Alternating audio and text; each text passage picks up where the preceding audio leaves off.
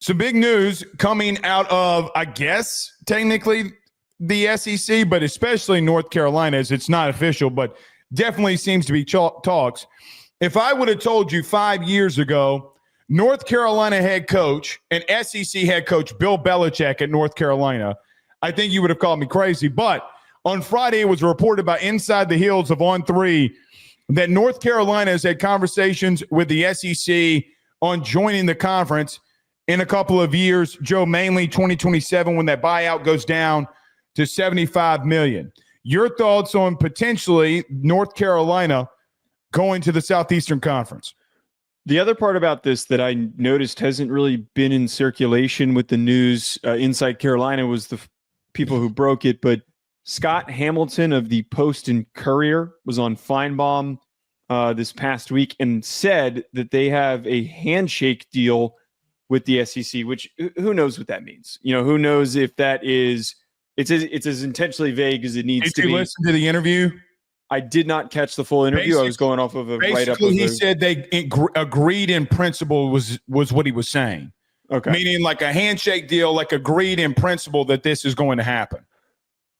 I want to look back to a year ago when this news first came out. And I said on this show, in the next wave of realignment, if the ACC explodes, it's not going to be because of Florida State or Clemson. Mm-hmm. It is going to be of a completely different, almost random school that is the catalyst for massive change. North Carolina makes a lot more sense to go to the SEC than it does for Florida State and for Clemson.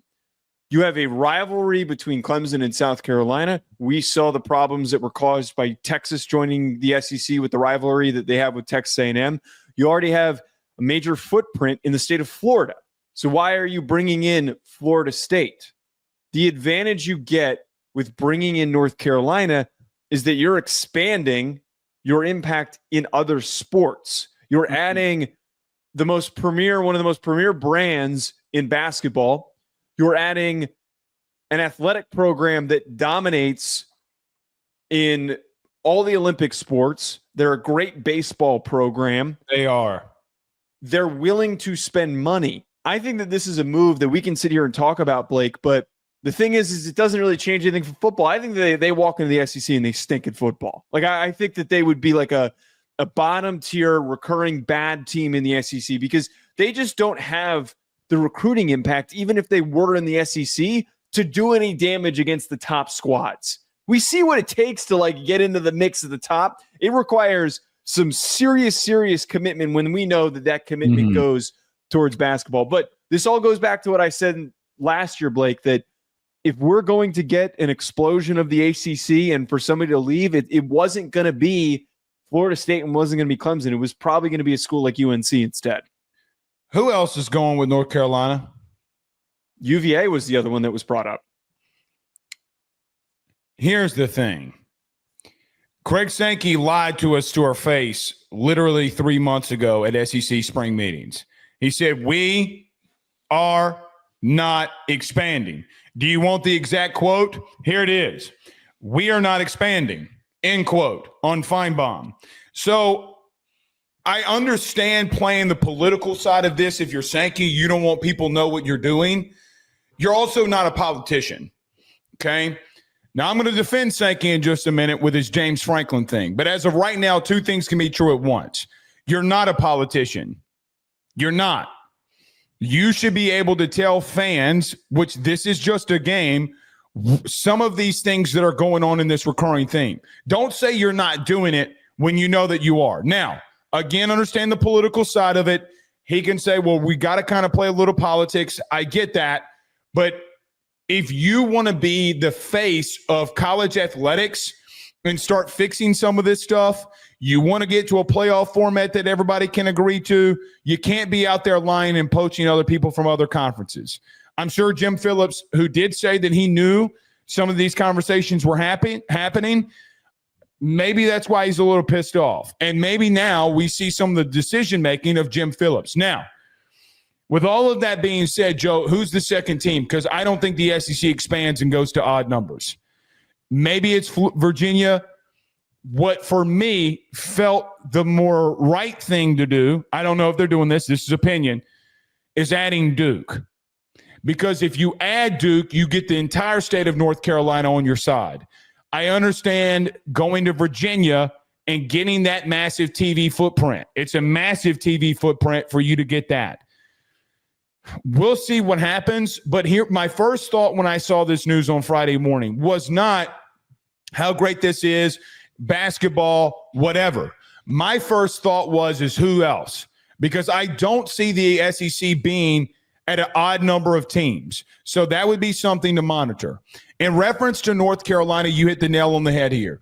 Joe, baseball and basketball would be the two things that they would probably come in here and really do some special things. Baseball has been more dominant last couple of years than basketball has, but basketball is what North Carolina is known for, and they will once again go on top.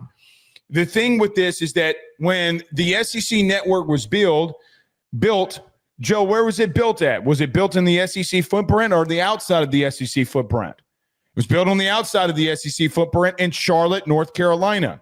I think this has always been on Sankey's mind. I think that getting into North Carolina has always been there. You were right on one thing. Why would I go get Florida State first when I already got the state of Florida? I could literally go to somewhere we haven't been and go get the state of North Carolina. So my two thoughts here, who else? Okay, great for basketball and the investment that the SEC has made in men's basketball, which, Joe, quite honestly, in women's basketball as well, it's really good for that sport. You also hit the nail on the head. For football, Joe, there is one thing that I will push back on. It might force North Carolina to get very serious about football. Like very serious. Because what are you going to do? Keep getting your shit kicked in? I mean, I guess you can Kentucky this thing. But the last thing I would say, hypothetically, I think Duke makes more sense. Could you imagine a conference with North Carolina and Kentucky in the same conference? Now you're talking, and Florida now that it's rising. Right. So give Sankey some credit. The SEC has gotten a lot better in basketball under his tutelage. A couple of things that you just brought up there. I understand why Duke makes sense because you're maintaining that rivalry, and that rivalry generates ridiculous viewership. Like you'd be able to sell that game alone for basketball game in the regular season. But the only game that was outside of the playoff from a viewership standpoint, to your point, all of them were Final Four games. The number 5 game was North Carolina versus Duke in the regular season. Right. That has a lot of importance. But at the same time, like we still know that there's contention between these institutions. They don't operate where they think like that as business minded as they could be. They're going to think like, screw them. We're going to do what's best for us. We don't need to help them out in the process. To Duke's credit, Oklahoma State. Right. Exactly. Mm-hmm. To Duke's credit, they've been a rising football program recently. They spent the most money on a quarterback in the transfer portal by going after and paying Darian Metza. So like, there's a little bit more proof of what they could accomplish. I think that the ceiling for North Carolina is Kentucky for football. I don't think that they're going to be able to do more than that. I think they can kind of spend in that same degree on NIL. I think that you could rip off the occasional 9-3 season, be knocking on the door of the playoff, but then expectations are kind of returned down to them being more middle of the pack. I don't think they'd be Mississippi State bad. I don't think that they'd be Vandy bad. I think that they'd have a little bit more pride in being able to accomplish that. The only thing that I push back on you on, though, Sankey can't talk about this stuff because if he's public about it, then it gives Jim Phillips a grounds to some sort of interference. I don't know enough about the legal situation with these contracts and how they work, but I would think that with all we do is talk about tampering, that there'd be some sort of tampering charge there if there was a handshake agreement that's been established. You don't have to say, though, that we aren't expanding and then literally – fair. So I get what you're saying. You're right. And that's why I said he's got to play the political side of it, and I understand it. But at the same time, you're not a politician. Like, you mean to tell me that a conversation between Jim Phillips and Greg Sankey about North Carolina didn't happen? Are we really going there? You could have said something very easy.